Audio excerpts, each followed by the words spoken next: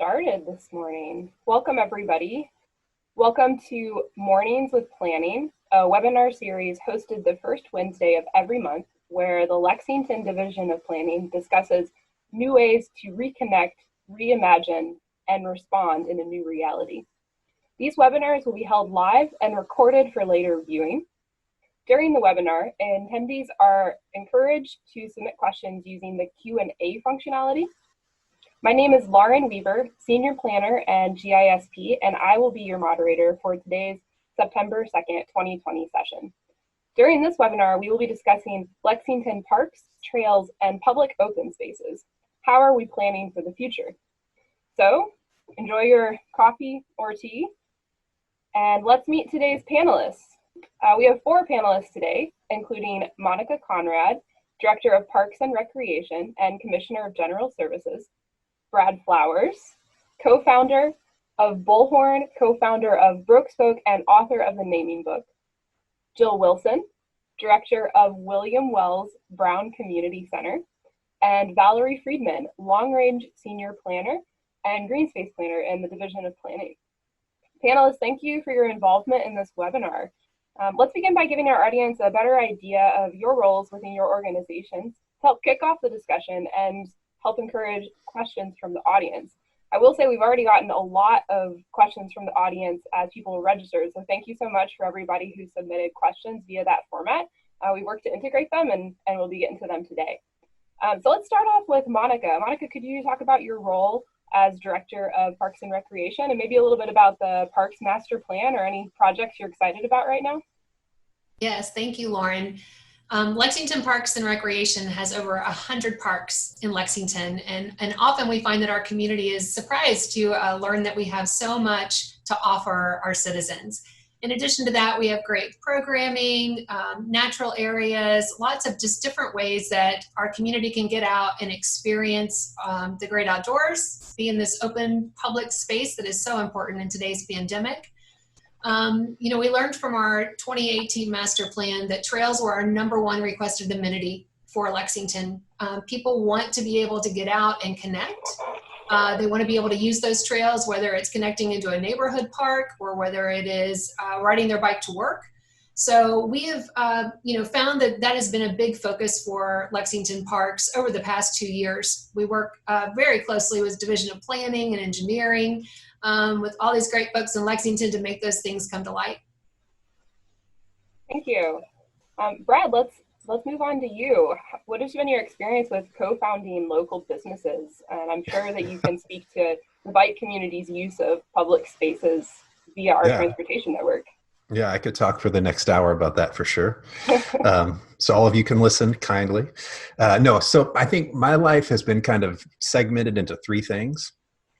One, at Bullhorn, I'm a partner at Bullhorn, and so we've been kind of focusing on running the organization, keeping everyone busy and employed, and during this time thinking about how we can engage the community and do as much pro bono and give back work as we have a little bit of extra time.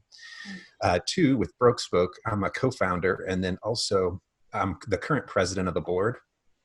And so we're going through a major transition as our model's been pretty disrupted, where it really relied on people being able to come into the shop to get sweat equity so that they could earn bicycles without having to pay for them.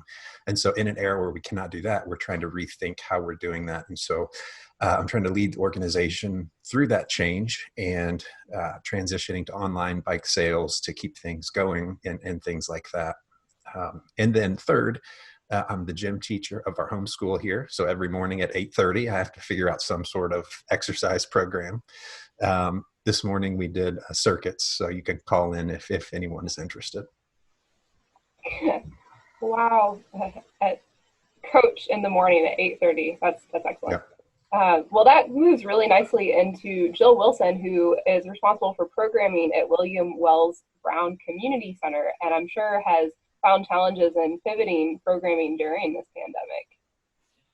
Yes, Laura, it has been a challenge, but when you hear the word, okay, all the centers have to close, there's no school in Fayette County, I'm like, OMG, how I'm gonna do this, because I can't just leave all my children not in the loop.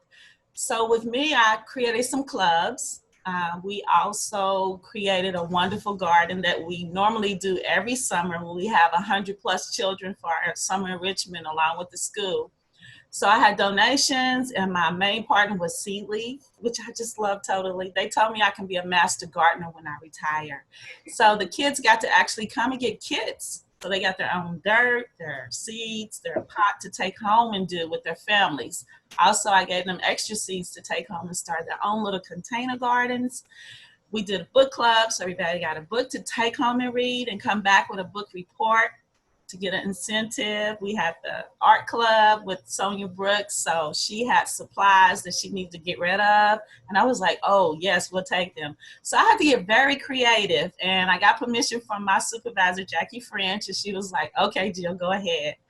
She knew she couldn't say, no, don't do it, because I would probably drive her crazy.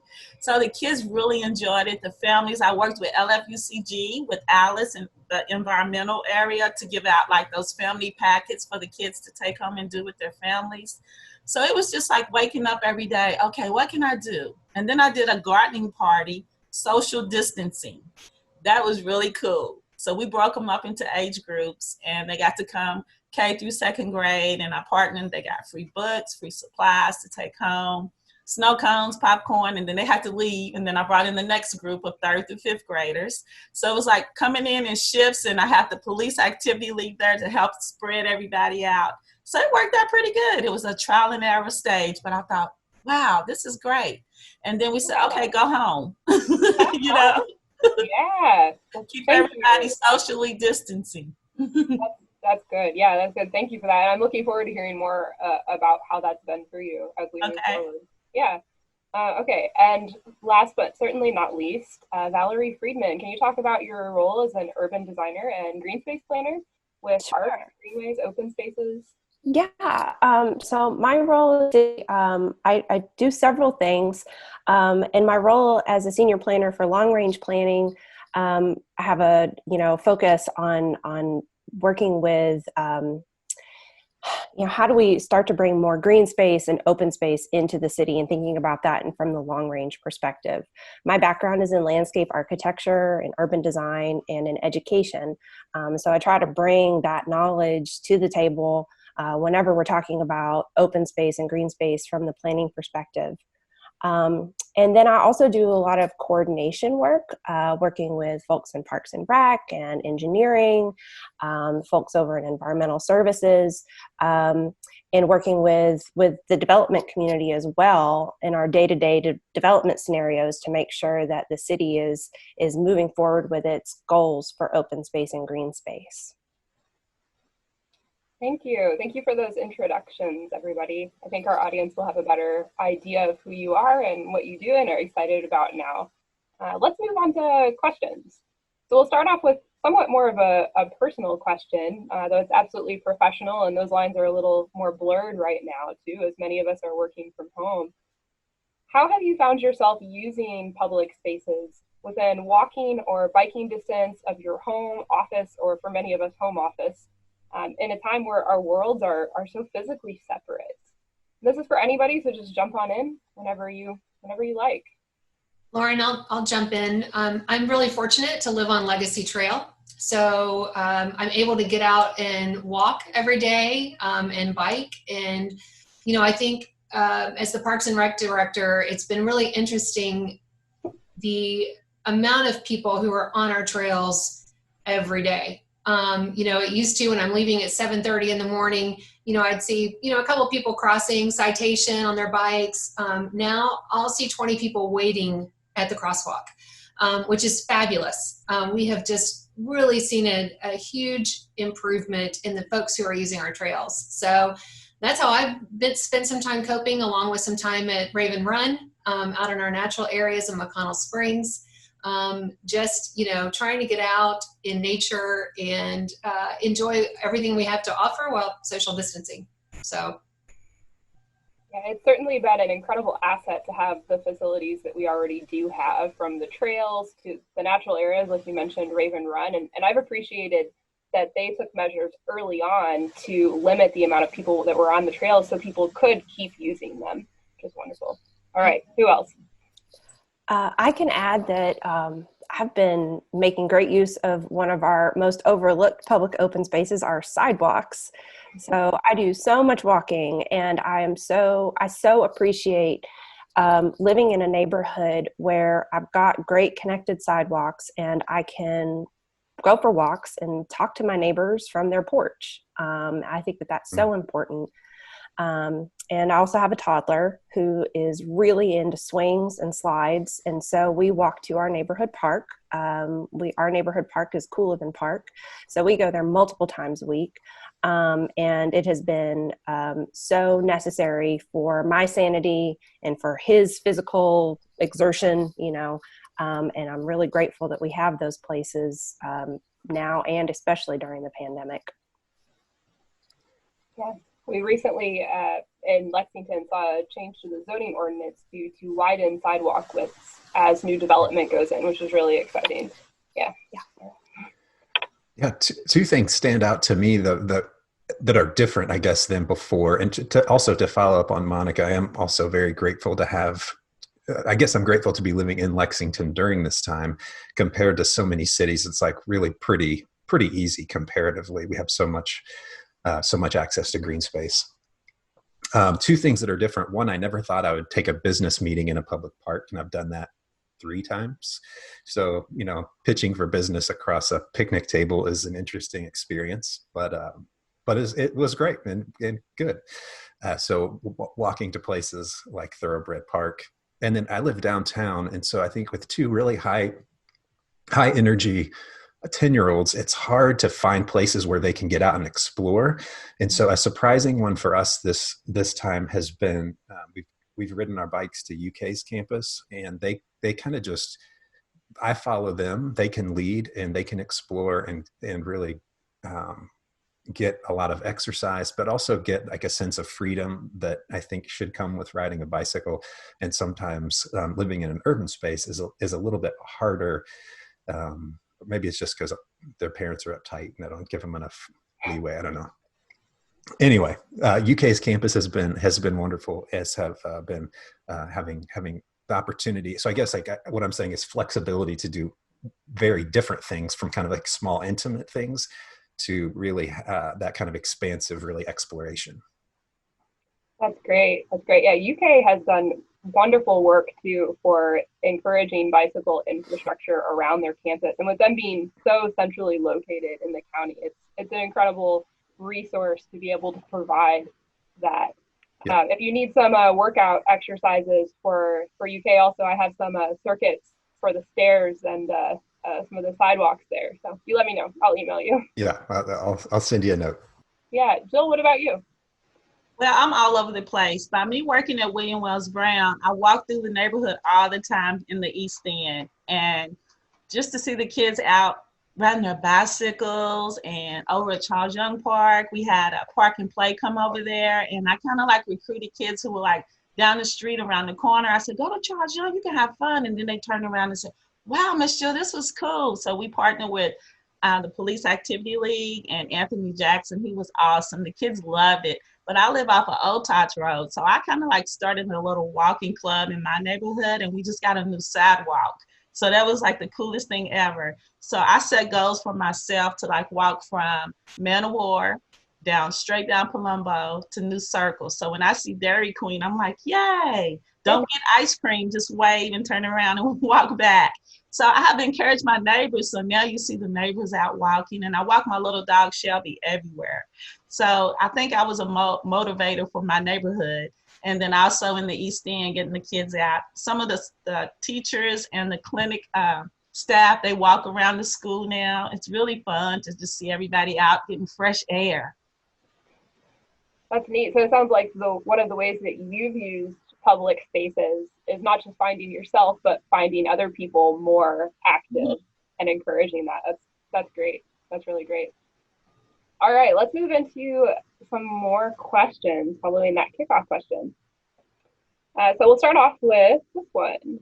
We have seen a nationwide trend during this pandemic, and that people, as you've discussed, are spending more time on trails, using bicycle infrastructure in parks, and in whatever available open spaces they might have to play, exercise, feel connected to their communities. what Lexington trends have you observed in how people arrive to and use their destinations, especially as physical distancing alters previous habits where we may have all just been sitting on a bench together? And this is for anybody, so just jump in.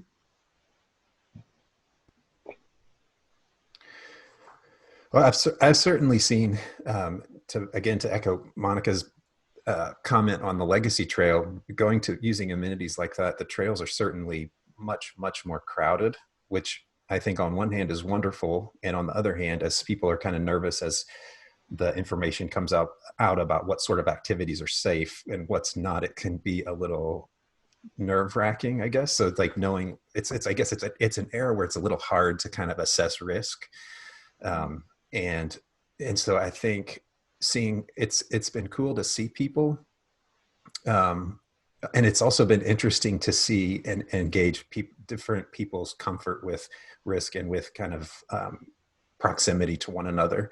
And I think that's not just the Legacy Trail, but also we've also been using some of the mountain bike trails out at Veterans Park, and then also the Brighton East Rail Trail. So all of those are just, they've all been packed every time I've gone to any of them, which is wonderful. And I think that challenge to us is to figure out how to kind of increase to meet kind of demand as we think long range. How can we create a more connected system, and also a wider variety of places for people to go, where it's, like my kids right now at 10, just riding out and back on the Legacy Trail isn't that interesting to them, although we do it. And so thinking about how to create things that are engaging to different types of people, I think that's been an interesting challenge during this time, especially seeing how different people react. And I think that's something we can learn from, because like when people exercise, some people are happy to be out and in the mix, and other people want to do it in a more private sort of way. So how do we create spaces for different sorts of people and people's preferences? Yeah, I'll jump in and kind of follow up on Brad's. We found initially folks were very nervous about even on being out on a trail. We had that initial, the risk was very high. People weren't sure what to do, and that has certainly evolved. We have found that, initially touching a surface was, considered to be, very dangerous. We've since, found that it's more respiratory and airborne as far as the pandemic is concerned. And that really shifted how Parks and Recreation looked at our open spaces. Initially, our natural areas and our trails had a lot of traffic. So much traffic at our natural areas, we just shut those down for a couple of weeks and institute a reservation system. And that has been very helpful in that it allows for contact tracing. And we've been able to expand that reservation system to all of our programming. So if we're doing a concert at Moondance, or if we're doing a summer camp, we have these technology to allow us to do that now. So that's been really important. And then I think as we, opened everything back up, including playgrounds and basketball courts and athletic fields, we found that people were very ready, right, for that next step. And we certainly have people that are still concerned and apprehensive. Everyone has their own level of comfort. So we try to balance that and try to make sure that we're signing, especially on the trails, stay 6 feet apart, make sure you're only with your own family. So it has been certainly challenging to figure out how to manage during this pandemic, but I think we're just constantly evolving. Valerie, Jill, would you like to weigh in on this one? I'll just add that I think that it's been really beautiful to see the people's return to our public open spaces. We're in competition with a lot of other types of activities for recreation, nowadays, but so many of those things are things that you pay for, right? And oftentimes they're indoors. And I think everybody will be really happy when we're able to partake in those activities again. But I really hope that through this, people will remember, and that it will become, sort of part of our public imagination again, to be in our public open spaces. And hopefully people will have kind of been like, hey, yeah, when I was forced to go back to the park because the movie theater was closed, I actually had a really good time, and I want to keep doing that. I hope that sticks. And I just want to add, I had the pleasure of working at McConnell Springs, me along with our other community center directors in the latter part of March. First, we was a little leery. We were like, okay, social distancing. And we had to be like the policemen of the area. And in McConnell Springs, the people were so excited about coming.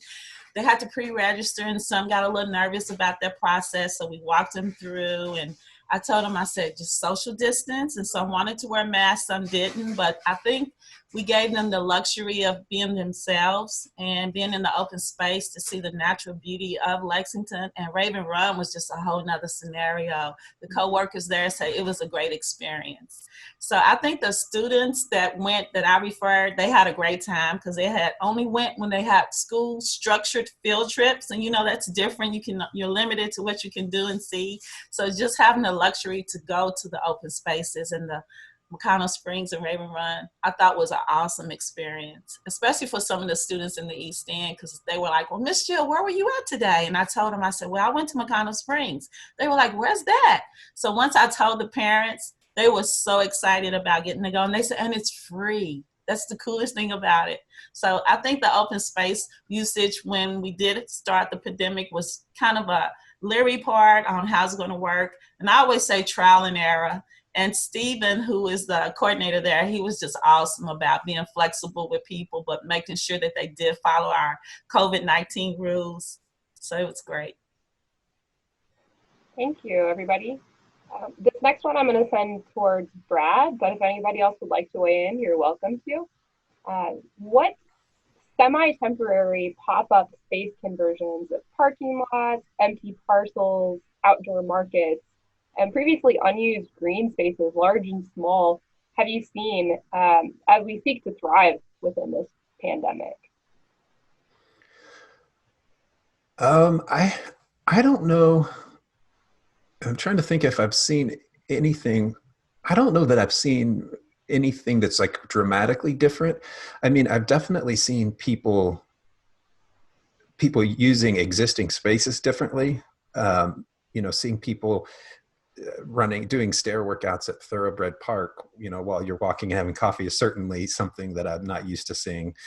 Or doing like box jumps up onto the like where the water is. So I don't know that I've seen anything that's like dramatically different. Just I think people are engaging the spaces creatively that exist. So for example, on our evening walk, my kids love walking through Transy and running up and down the stairs and acting like it's a parkour course. And so that's something like we might or might not have probably done before, but having the time and space, I think we're engaging with that. And another thing they've gotten a kick out of is doing scavenger hunts. And so we'll say, okay, find a sculpture of a horse and a sculpture of a woman and try to find 30 S's on signs along the way. And so it's like they go and do that, and they lead us through and get to kind of engage. It's just like, I don't know, it feels like we're paying more attention because our focus is a little tighter. I just want to kind of follow Brad. Scavenger hunts for us was great. I had the challenge of working with William Wells Brown's 21st Century Summer School. So normally on a given day, we would have face-to-face camp, but this summer was different. So I had to create videos along with the computer teacher. So I reached out to my community partners, and it was cool. So the first thing we thought about was, what's in your neighborhood? So doing those scavenger hunts, the kids really enjoyed it. Then I even had them to do a little research on their family tree. And they thought that was really cool. And then the parents were calling me like, how'd you come up with that? I said, well, you got to be creative. So I asked the kids to come up with scavenger hunt questions. So we kind of created probably 3 or 4 scenarios, and I kind of burned them out toward the end, but now they love it. So they may find an article in their neighborhood and they'll bring it to me and show it to me. I thought that was really cool. And the kids really get creative. You have to kind of like pull their strengths out of them, and you would be surprised. If you have children, you know what I'm talking about. Oh, go ahead, Monica, please. Oh, thanks, Lauren. So I was also going to mention that Parks and Recreation is coming up with a citywide scavenger hunt that families can do that would involve many of our parks. So we're looking forward to launching that soon. And we've also, really worked as a city with planning and with our public safety folks to find ways that businesses can expand into parks and public spaces. So for instance, at what is now Henry A. Tandy Centennial Park downtown, our businesses that are along that pavilion side can expand their restaurant seating into that space, which allows them, greater flexibility to serve more guests during this time when their capacities are certainly limited. So we've, found ways to assist that and help drive that economy because, certainly that's part of what we do, whether that's folks coming to a destination park or whether that's helping our local businesses. Our parks can work with a lot of different folks to help drive that economy. That's great. And Monica, that scavenger hunt sounds really cool. What's a good way for people to learn more about it as those details come forth? Thank you, Lauren. It will be on our social media. So if you don't follow us at Parks and Recreation on Facebook, we're on Instagram, we're on Twitter, and certainly the city's website, lexingtonky.gov. Just do a search for Parks and Recreation, and you can find out all the cool things that are going on in our department. Thank you. Okay, this next one I think is best started by Valerie, and it's kind of a doozy. It's a really important topic. It's just very long, so hang in. How do open spaces in Lexington support environmental sustainability in, for example, stormwater management, flooding issues, native plants incorporation, animal protection? How can those spaces support budget challenges, perhaps even in the case of, for example, no-mow zones? And how are these types of items considered in future development plans? The doozy. Yeah, I could talk about this for a long time. I'll try to give a short response. This is, I feel like the answer to that question is almost in the question, right? Like you talked about all these amazing things that open space and green spaces can do. Obviously there's this amazing social and community benefit and individual well-being benefit to having access to these places. But on top of that, our investment in open and green space helps with our stormwater management. It helps, bring habitat into the city. It helps with urban heat island effects. I mean, there's just so many benefits to these places. And I certainly think that, some of the things that we're working on and some of the things that we want to do in planning in collaboration with parks and environmental services and engineering and water quality, we really want to start looking at mapping our open space system and looking at all of our assets. So expanding it beyond just our parks, but also looking at our greenways and our water quality areas and our rights of way.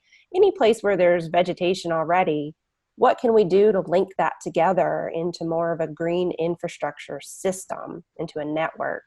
And then also, what can we do with the vegetation there to really just squeeze every last bit of benefit out of those spaces, right? So planting more trees, planting more plants that have big, long roots that help suck stormwater right down into the ground.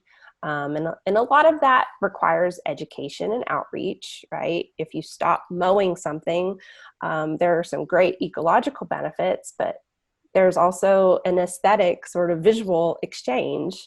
And I think that meadows are beautiful. And I know a lot of people think meadows are beautiful, but other people are like, whoa, wait a minute, that doesn't look like the grass that I'm used to seeing there. And so there has to be some sort of give and take of where you want things to look more formal versus where you might want things to look a little bit more ecological and maybe a little messier.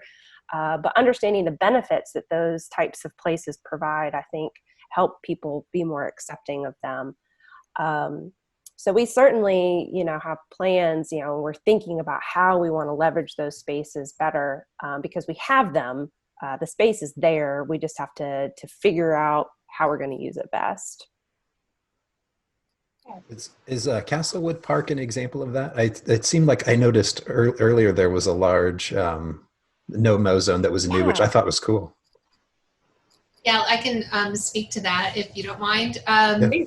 So Parks launched a program called Bring Back the Bluegrass. It's a naturalization effort in many of our parks. It's about 45 to 60 acres that we've identified in our parks that can be either no longer mowed or perhaps planted with wildflowers to create that meadow effect that Valerie was speaking to. It's certainly about water quality and environmental sustainability and responsibility. And it's been interesting. We've been working with a lot of our neighborhood associations, and in some areas, neighbors have said, hold on a minute, not comfortable with that. So we've worked with them to either change that space. In some areas, we've reduced the amount of naturalization that we're doing. And in some areas, we said, just give us a year. It will look different in a year. Sometimes it takes a little while for, that weedy looking area to start looking beautiful. But we're committed to working with our neighborhood associations, working with our, many residents around our parks. But we do feel like it's an important step for Lexington, not only for water quality and environmental reasons, but also just for beautification. Thank you. Yeah, I've certainly seen neat examples of no-mow zones and meadow space. One of the neatest examples I've seen close to us recently, it was on a day trip to Louisville, actually, and visiting the parklands. I thought that was a really wonderful example of how beautiful meadows can be and how many butterflies they can support and how used they can be by humans in different ways. So thank you for trying to find a good match to the right places in Lexington for those initiatives to line up. All right, I think the next one would probably be good to send to Jill and Valerie, but of course, if you guys want to weigh in, you're welcome, certainly. So the pandemic has put a spotlight on the importance of open space as public health infrastructure for communities. What role does equitable access to open space play in keeping people safe and healthy and helping people cope during this time? I think it's probably based on how the families are doing at the time before the virus hit. I know in the East End area, we do have a lot of health disparities that we do try to target at William Wells Brown Community Center. So I actually started a weight loss challenge in January, and I told everyone it did not end. Even though the center's closed, we will still continue to live a healthier lifestyle.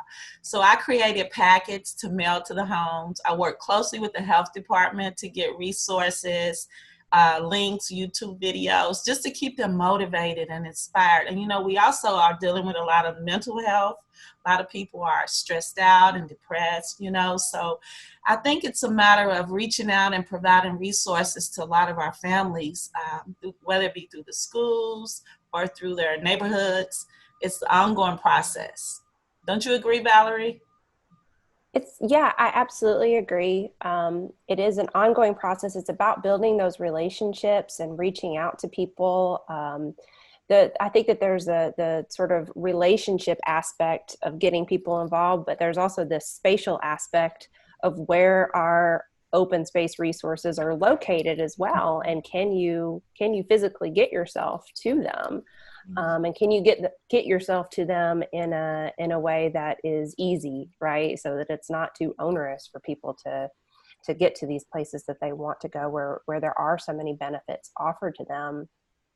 And I think that one of the things that the pandemic has done, Lauren mentioned this, shining a spotlight on some of these issues. And I think that, there's so much research and data and reports that are out there, countless. I mean, we could talk about data on this all day about how beneficial access to open space and green spaces for people. But I think that that's become more tangible now.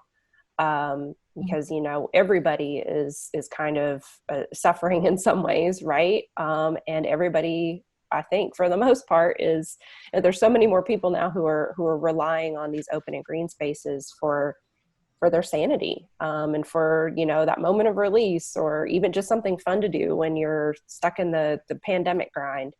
One of the things that we really keep a watch on in long range planning and that we're thinking about is, thinking how can we, as we continue to grow our city, how can we make sure that we're building our city in such a way where everybody does have that access to open space. And I know that that's also something that's been really important to, the work that happened through the Parks and Rec Master Plan as well. That actually leads in perfectly to the next question. One of the strategies in the recent, and I think this will be a good one for Monica. So one of the strategies in the recent Parks and Recreation Master Plan is to increase the population served within a 10-minute walk of a park from the current 40%, I believe, to 65%. So how is the community working towards achieving that goal, and how is that maybe changing now? Yeah, so our Parks Master Plan, when it identified that we needed to increase this, and this is a national effort, the National Recreation Parks Association certainly wants to see that all of our community members are within 10-minute walk of a neighborhood park. So we've been doing that a couple of ways. One is further development of our existing parkland. So Buckhorn Park, which is off Buckhorn Drive, will be getting an investment. It's been used as a water quality space, and so we're now identifying it as a park, and we'll be able to put some amenities into that space, which will increase the folks who have that ability to walk there in that neighborhood. We're also experiencing the same thing at Davis Park along Oliver Lewis Way. So the city has just taken ownership of that space. We'll be looking to put a park into that space, and we're very excited about that. We also work with our long-range planners, right, to maybe develop our land that is either donated or is used as that public space. The 10-minute walk does say that it can be public or private space. So if it's, the developer, when Valerie's working with them to say, we need to carve out some green space here for people to be able to have that area of respite and walk to a neighborhood park. And then, we're also looking at that improved access. We saw that yesterday with the mayor announcing the connection to Masterson Hills Park to Citation. And it's being able to make sure that neighbors can access that space easily. We all know that we're certainly more willing and able to get to that space if we don't have to cross traffic, if our kids aren't having to, go out in a busy thoroughfare to get to a park. So that is one of our goals. We're constantly looking for ways to increase people's access. Thank you. Yeah, thank you. I think that's a really important goal, even if it's a challenge to achieve. It's certainly good for life quality of the communities in Lexington. All right, this next one is for everybody. Let's start with Brad, and I wonder if you could talk a little bit about the work that you've been doing with your organizations recently. Are your organizations advocating for and or soliciting diverse opinions to produce social, economic, and environmental benefits? And that goes beyond that as well. The work that each of you have been doing in response to this pandemic is important. So you could just talk a little bit more about that in your organizations. Sure. So with Broke Spoke, we're trying to, so I don't know if everyone knows, but demand across the country for bicycles is through the roof, and it's kind of hard to even buy a bicycle. And so what we've done, we've had a couple of bike yard sales. So we're trying to figure out how to keep our volunteers safe and keep our customers safe in an enclosed space. And so one way was to physically move out our garage door kind of towards the Legacy Trail. And we've had 2 bike yard sales. We had 20 bikes available each time and sold out in less than an hour both times, which is unprecedented. Wow. We would normally sell maybe 3 or 4 bikes in a 5-hour shift. And then we also have recently launched an e-commerce site and have sold out without promoting it at all. We didn't even tell anyone we were doing it. And we've sold 15 or 20 bikes, just people happening upon it. So We're trying to get bikes into the communities, and this is important because these bikes, price-wise, compete with kind of like the mass market stores, but are of serviceable quality, which is, I think, an important distinction, where a lot of times bikes from Walmart aren't ultimately very serviceable in the long run. Where they look nice, it's kind of a lot of marketing and not a lot of substance. So these bikes are a little different. So that's one thing we've been doing at Broke Spoke, and I think that's probably the most pertinent to this conversation. Would you say you're seeing a lot of like first time bicycle owners, or like, I haven't ridden since I was a child and now I'm getting back into it? Almost everyone, yeah. So the first bike we sold on the website wasn't actually available. So I sold a bike to this guy and we didn't have the bike. And so I had to call, or had to email him. I'm like, I'm really sorry. And so we had this back and forth, and he's like, well, I'm tall and I'm really nervous to ride. I haven't ridden since I was like 10 years old, and I'm 40 years old now. So I need something that's really comfortable. So yeah, that, like, anecdotally, that's definitely the case. People are getting out for the first time. And so we're kind of doing our best to fill that gap. Thank you. Would anybody else like to weigh in on their organizations? I know we've talked a lot about what you guys are doing already, but there's always more to say. Lauren, I'll just jump in and, speak a little bit to our outdoor concerts. So we're, looking to find ways that people can socially get together, and then, help with that mental health aspect of people being able to be in a space together, but be socially distanced. We found at Moon Dance that,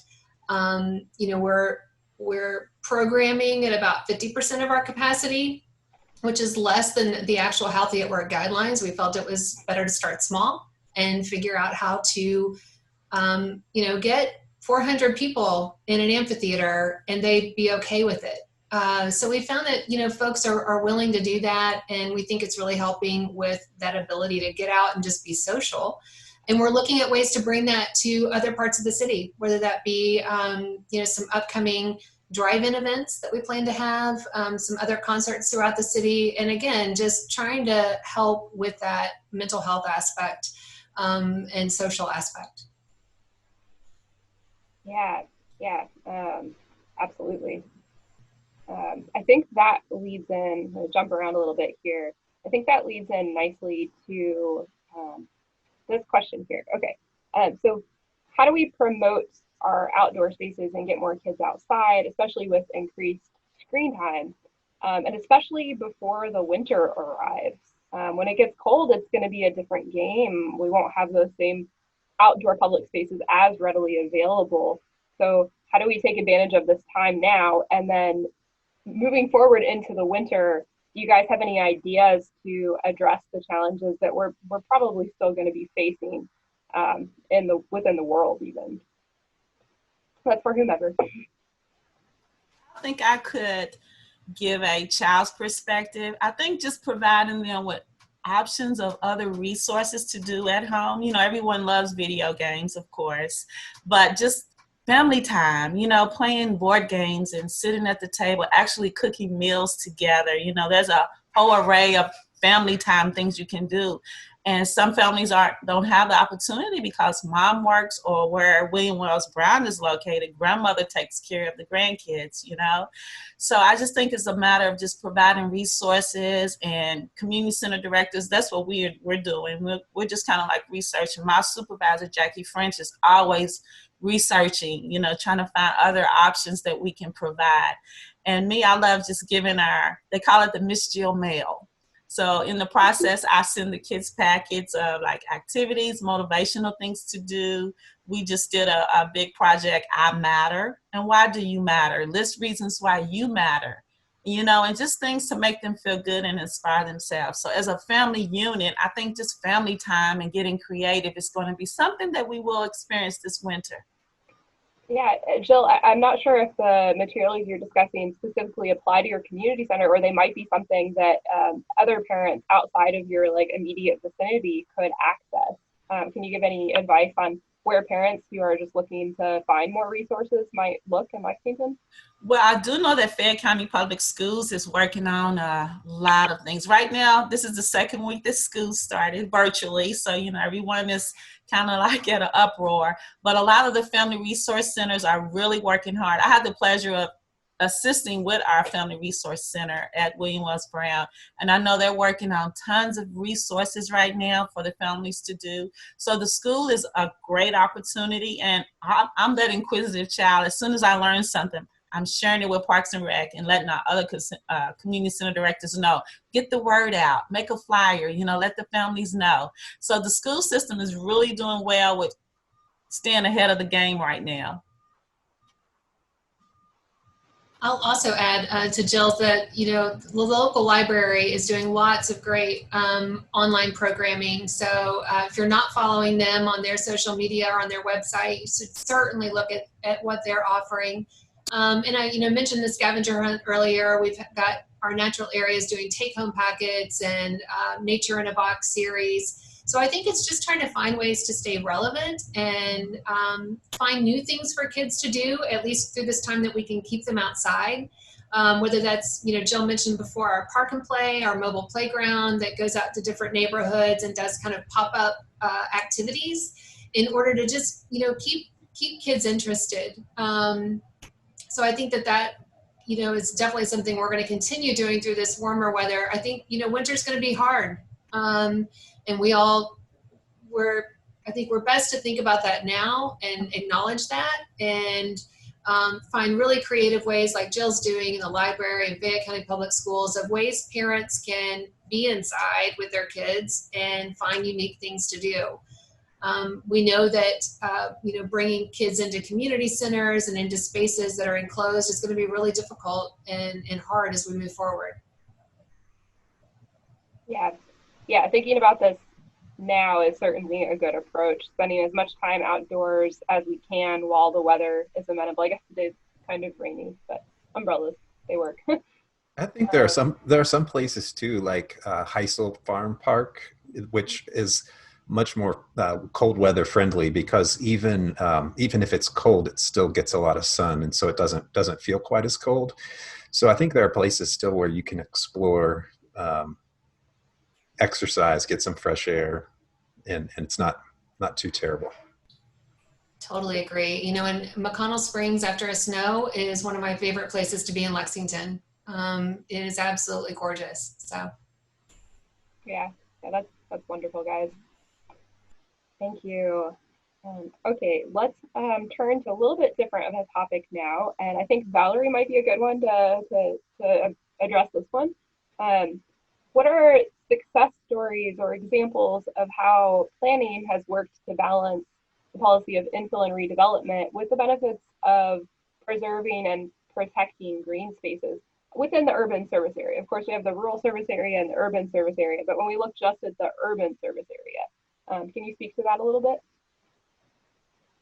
Well, I think that there's two kind of approaches that come to mind for me. And one is kind of the more scattershot, right? Where through our policies and things that we require, regulate, standards that we have, requiring that every little thing that changes in the city is accompanied by improved green space or more trees, better canopy coverage, more street trees, thinking about the quality of soil as development happens on individual lots. These are things that I think we need to be thinking about really carefully to ensure that our the broad sort of base of our city comes up in a greener way. And then there's the more specific types of projects. And I'm thinking, about how a project like Town Branch Commons, for example, this is a linear park system and trail system that's coming right through the center of, our densest development in downtown. And it's not removing lanes of traffic, but it is adding, better ways for people to walk and bike through downtown. And it's adding tons of trees and bioswales and green infrastructure elements. I think that is a really great tangible example these kinds of hybrid spaces that, we can be really creative in the way that we design. We have to look for ways to mesh together the type of hard infrastructure that we need to run a city, but also that soft and green infrastructure that people are really recognizing that is also necessary to run a city in a sustainable way. So those are the things that come to mind for me on that. Thank you. Yeah. Would anybody else like to weigh in before I move on to the next question? Okay, great. So the next question I think would be good for Brad, Valerie, and Monica. And Jill, of course, if you want to weigh in, please feel encouraged to. So do you anticipate that the future layout and design of parks, trails, open spaces, and multimodal connectivity to get to those spaces will change in response to current trends of more people choosing to walk and bicycle for various reasons? So as we look to the future, what do you think is going to change? I think hopefully two changes. I heard someone talking the other day about into the layout of houses and how this might be the end of the open floor plan because people want more private spaces. So the trend might have run its course. And I kind of wonder if there's a correlation to outside spaces too, and how you can create flexibility in spaces so that you can have, I mentioned it earlier, more intimate conversations and room for kids to really romp around. And so I think as people use outside spaces for more things, we'll start to see different amenities that we need. And then I think, we've talked a lot about COVID, but I think also hopefully another change that's long lasting is, we've seen so many conversations around historical and long running racial disparities and access. And so I hope that's something that stays at the forefront in our planning and is something that's prioritized as all the great stuff Monica and Valerie have been talking about so far.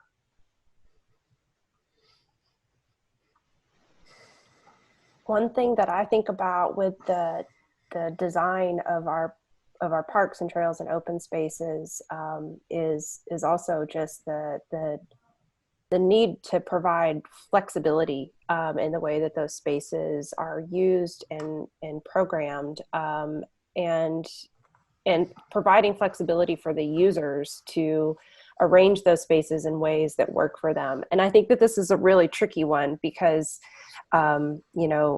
take movable furniture, for example, right? It's great when people can get in there and say, okay, I'm going to move these chairs and this table over here so I can have, my coffee break or my business pitch meeting kind of off to the side, right? Whether you're in a pandemic or not, I think that that's something that people really enjoy being able to do, to have some control over the way that they arrange themselves in a space, especially in a public space.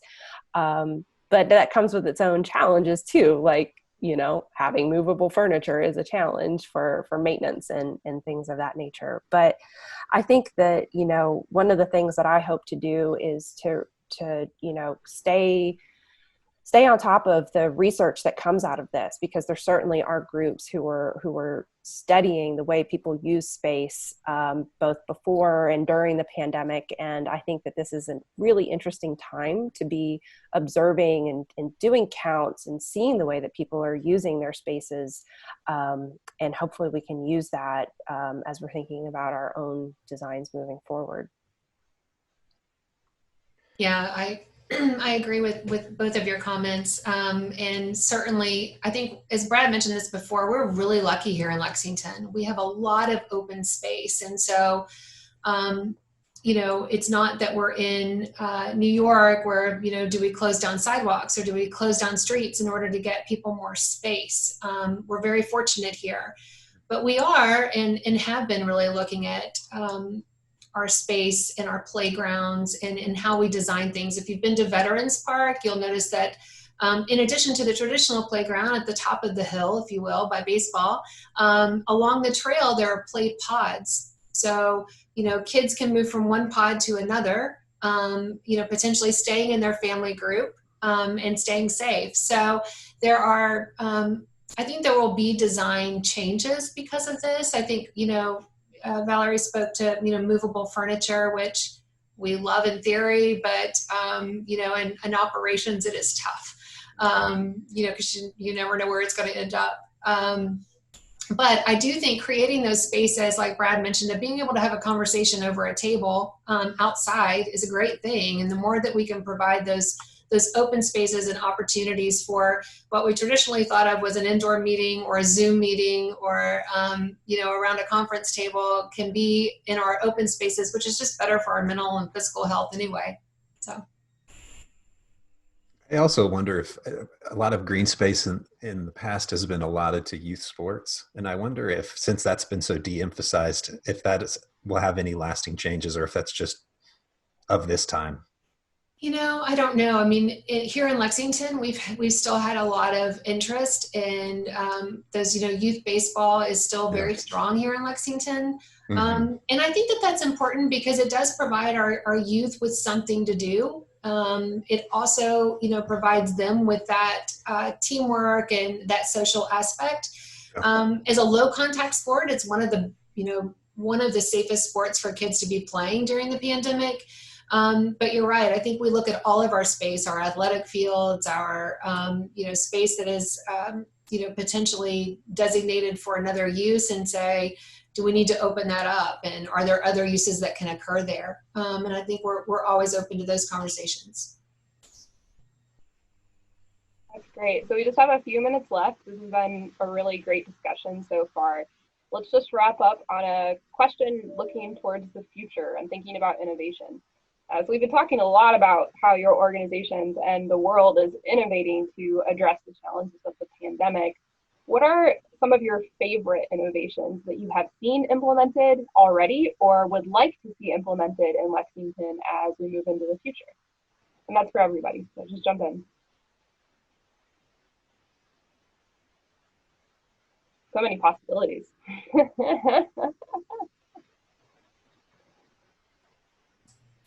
Lauren, can you repeat the question? I'm sorry. I was reading the Q&A. I was typing in the master plan link a minute ago, and I'm sorry I missed the question. No problem. Yeah, I don't know if I'll be able to phrase it exactly the same, but essentially, we've been talking about how we're innovating in our societies around the world, including in Lexington, to address the challenges of the pandemic.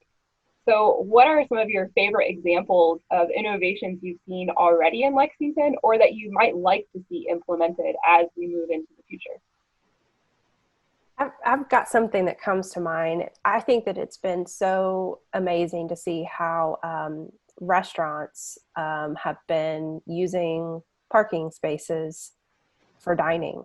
I think that is, just reclaiming some of that space for people to be in and to enjoy.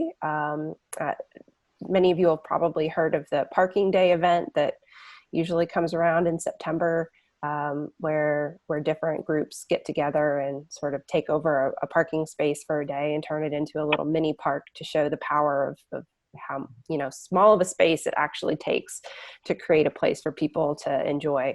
So I think that's been really interesting, and I'm curious to know what will happen with that after the pandemic ends. If people will say, actually, I really enjoy eating outside, and I'd rather have that than my car parked so close to the building entrance.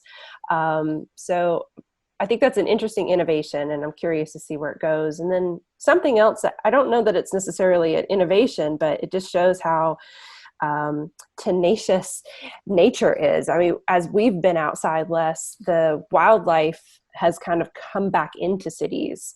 And I think that it'd be really interesting to see what we can do to try to maintain some of that, maybe through, some of the things we talked about previously with no-mown zones and more ecological areas in the city to really increase this amazing, unique urban ecology that we have here in Lexington.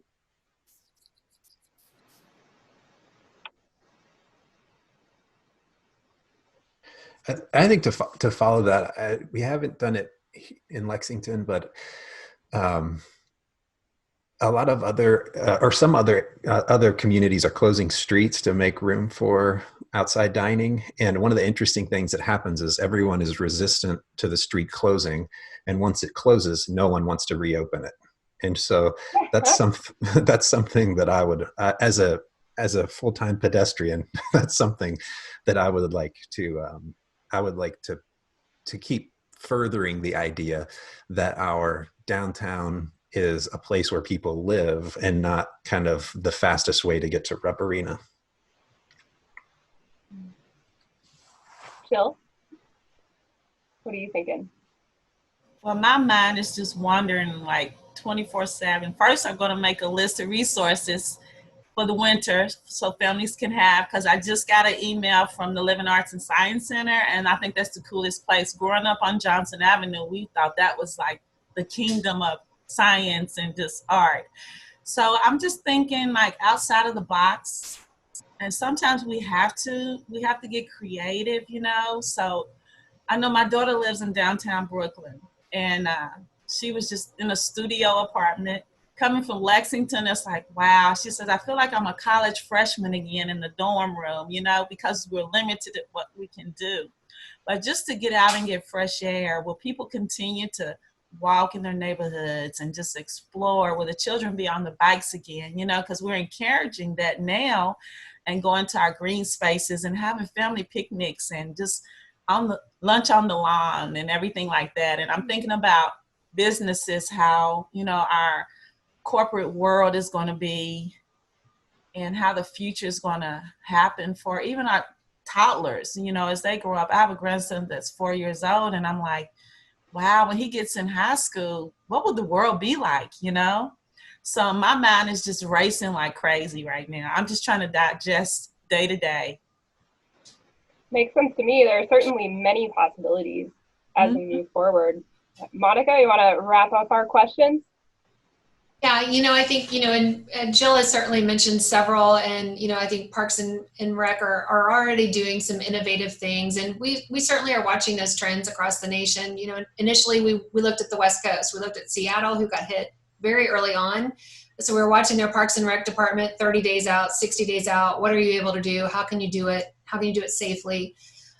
So I think we'll see more of that. You know, I think we'll see more drive-in events. You know, we had a downtown ballet event that people could view from Main Street, you know, through the windows of the Pam Miller Downtown Arts Center. So I think we'll continue to see ways that we can take this, you know, creative programming out into people's homes, out into the streets, whether that's doing outdoor Zumba at Artworks at the Carver School. I mean, I think there's lots of different ways that we no longer had to bring people inside to experience that. And so I think those trends will continue. I think we'll see more outdoor programming, which is not a new thing. You know, 10 years ago, 15 years ago, that was a Parks and Recreation staple. And Jill can speak to the, you know, playground supervisors at, you know, our downtown playgrounds had, you know, people there doing creative programming all the time. So I think we'll see more of that. And I think that's something that we're excited to share with our community. Great. Well, thank you, everybody. We're going to wrap it up now. We're a few minutes over, but I think that's okay. This has been a really great discussion. I've learned a lot of things, like our trails are the #1 requested amenity. I think it's neat to hear how we're adjusting our approaches to public spaces in the current time, and also how we're changing the way we think about designing spaces for the future. I'd like to express gratitude to all of our panelists, Monica, Jill, Brad, and Valerie, for being here and speaking with us today. I'd also like to thank the Q&A support, Sam Castro, who's been filtering things, and technical support, Stephanie Cunningham, who's been setting up this meeting and running things on the technical side and being on call if anything gets weird. And I'd, of course, like to thank the audience, those who took time today to have some coffee, tea with us and watch, especially those who sent questions with the registration. Those were really helpful for preparing this conversation for today. And also those who sent questions or comments during the webinar. Thank you to that. The Morning with Planning webinar series will continue to discuss new ways to reconnect, reimagine, and respond in a new reality. And we want to hear from you. What topics should we discuss as we move Lexington forward together? You can email us at imagine@lexingtonky.gov to let us know. We will be back on the first Wednesday of next month, October 7th at 9 a.m. on the topic of transportation. For more information on future sessions, to access the recording from this webinar, and to learn more about planning in Lexington, visit lexingtonky.gov/planning or imaginelexington.com and follow us on social media.